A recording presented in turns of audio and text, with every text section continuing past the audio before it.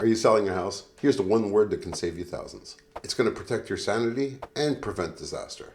The word is no. That's right, no is your best friend. Saying no isn't just okay, it's absolutely necessary. And trust me, these tips might save your sale and, more importantly, your sanity. So grab a coffee, settle in, and let's talk about why saying no in real estate can be one of the most powerful things in real estate that you can do. And don't forget, stay to the end. I got a bonus tip you absolutely must do. So you got your for sale sign up, you're feeling pretty good, and next thing you know, you have a knock at the door. It's a random buyer, and they're looking to get access to the house without a scheduled appointment. And they're saying, hey, I just want to take a quick peek. I know this sounds innocent, and you're thinking to yourself, I have a buyer, they might actually purchase a property, there's a whole bunch of things going on. It's going to be quick, and you want to make that sale. That's completely wrong. What you're going to tell them is, nope, nope, nope, it's not going to happen. And here's why you're going to shut that door. You don't know if they're a real buyer or not. They might be there to case your house and steal from you.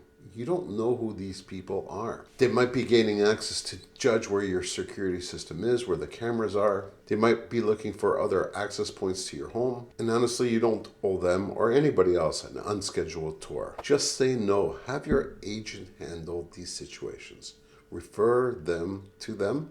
Provide them with a business card.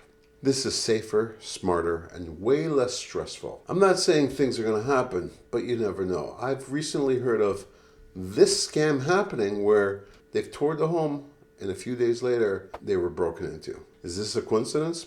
Don't know. So you're better off just not letting anyone in. Another situation you should avoid is when the buyer asks, hey, can I check out your garage to make sure my truck / pickup / car fits inside? Your answer should be definitely no. And believe it or not, this happens quite a bit. And here's the deal with it. One wrong move and your garage is toast. And you might be on the hook to fix the other person's car. I've heard of situations where buyers try to put their car inside, and next thing you know, they scratch the side of their car. And they've gone after the owners of the house to repair it. It's crazy, isn't it? But it does happen. Imagine explaining that to your insurance. You got to get your garage fixed and fixing someone else's car. Let's talk about showings. Sometimes buyers think it's a great idea to have their pets join them on these showings. I'm going to tell you right now, the answer is no. I love pets as much as the next person. And here's why you shouldn't bring your pets to showings. They might have an accident. I know, imagine your animal might have an accident, especially in a place that they're not comfortable with. And here's the other thing. Some sellers actually have real allergies. Here's another one. If the seller asks to bring by their contractor to start on work, the answer is absolutely not. I don't care if it's painting, plumbing, electrical, driveway, anything. If they ask to have their contractor come in and do work prior to them moving in, it's a definite no. Nothing good is going to come out of this. Number one, there's a liability issue. What happens if that contractor doesn't have insurance and they fall off the ladder in your home? Guess who's liable? And it doesn't have to be that extreme. What happens if the painter spills the paint all over your hardwood floor? Who's going to pay for replacing those hardwood floors? So just say no. They can do the paint or renos after closing. Here's another situation that the buyer may ask. They might ask for early occupancy. So before they close, they want to move in. The answer again is no. They shouldn't be doing this, and you shouldn't empower them to do this. The answer again is absolutely not. I understand the buyer might be in a tough situation. They might be moving from a different city or province, and they want to move in just prior. And they're going to pull at your heartstrings. And I know you're not a mean person, but this is a hard no. I know of situations where the seller let the buyer move in prior to closing. Next thing you know, the deal doesn't close. And now you're stuck with a tenant when you're trying to sell your house. And that's when they're paying rent. So 3, 4, 5, 6 months later, you're stuck with a tenant. I can tell you this is going to be a very expensive eviction. And never mind the time that you're losing on the market. Here's another tricky situation that you should probably avoid. Your aunt, your cousin, your nephew, they're a realtor, and they're looking for the listing. I know you feel bad saying no, but here's the thing. Selling a house is a big deal. It's a financial and logical decision. Do you really want to risk having your nephew, who just got their license, deal in the biggest transaction of your life? I've seen lots of situations where agents have missed a crucial condition or a crucial part of a contract and costing the seller thousands and thousands of dollars. Unless your family member has extensive training and lots of experience, just say no. Here's another tricky situation. The buyer is asking for personal items. It might be the patio furniture, it might be the couch, it might be that mirror, it might be a chandelier. If it's not in the contract, say no. Personal property is not part of the original agreement of purchase and sale. And I've seen it actually get disputed, and the deal went sideways just because of it. Buyers and sellers end up fighting over furniture that costs less than $500. Avoid the frustrations, say no. Here's another one that you should absolutely not agree to. The lowball offers with high expectations. And it's not even close. A lot of times these lowball offers are coming in $100,000, $150,000, $200,000 on their asking, but they're also asking for all the furniture in the house, or they're asking for extended closings or unreasonable conditions.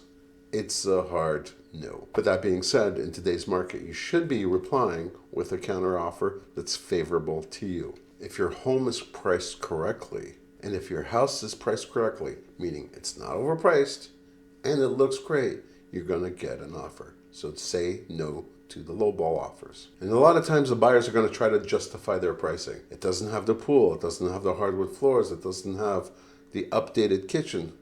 Well, they're making an offer on the property that they're seeing, not the one that they want to have. So again, don't worry, eventually you're going to get a good offer coming in. Here's another one that you should absolutely avoid. Long closing dates. 45 to 60 days is pretty much the norm. Stretch it out to 90, you're good to go. And anything longer than 90 days can seem like an eternity. So when buyers are asking over 90 days, it is a definite no. Because a lot of things can happen in 90 days. During this time period, interest rates may change. The buyer's financing can change. Their employment status can change. And you never know, things do happen. And let's not forget about interest rates being all over the place. And the last thing we want to do is give the buyer lots of time to back out. And that's a whole other headache. The longer the deal drags on, the more of a risk of something happening. Here's another one that you should typically say no to. During the inspection, there's going to come up with a bunch of issues. Some of them cosmetic and some of them real issues. Deal with the real issues. The cosmetics ones, not so much. A lot of times buyers might ask for cosmetic issues. Something like they want the walls repainted. They don't like the colors of the walls. Or the countertops isn't their style and they want it replaced. This is what the house looked like when they made the offer. Cosmetic issues are on them. Your house hasn't changed. It looks exactly the same way as when they first made that offer. And if you've done your research, it's priced accordingly. And the buyer should have taken those things into consideration when they put that offer in on the house.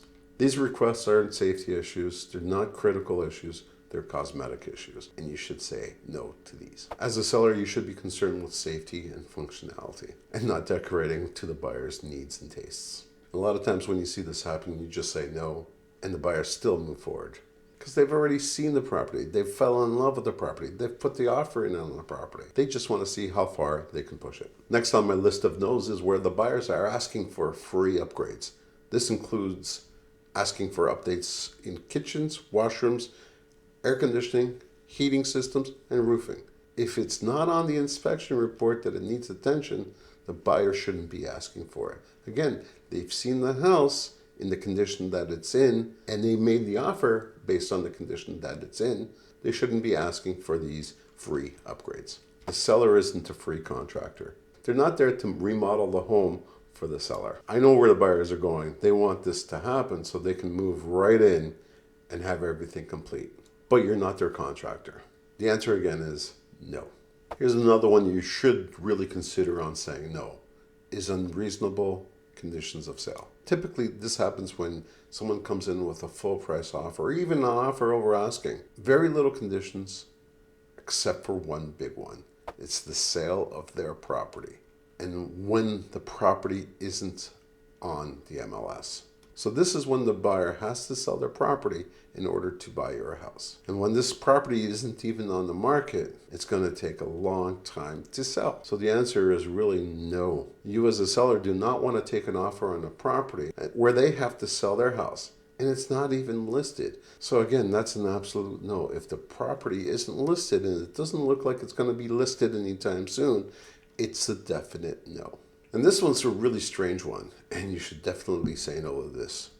It's when the buyer asks, Hey, can I spend the weekend at your house to double check that I like it? Listen, I know selling your house is stressful, and I'm here to help you. Check the description below for links and tips on how to get this done. And by the way, my name is Tony Sousa and I sell homes here in the GTA. So if you're thinking about selling, again, reach out below. Do me a favor and click that subscribe and bell icon to be notified of all the updates happening here in the GTA. And here's the last one, probably the biggest one. Don't ignore your instincts. If something feels wrong or if something feels off, it probably is. So just say no. I've had situations where the agents reached out to me and they've been very aggressive. They wanted something. They were all over it. And I, of course, relayed this to the seller. We both didn't have a really good feeling on it. Guess what? We came to find out that this buyer actually had a habit of making offers on a whole bunch of different properties, wasting everybody's time. No rhyme, no reason. He was just into making offers. Again, it goes back to, if it doesn't feel right, just say no. So saying no in real estate is absolutely okay. And sometimes it's critical. Selling your home doesn't require you to be a people pleaser. Saying no when necessary protects your time, your well-being, your health, your mental health, and you. Using these tips, you'll feel a lot more confident selling your home.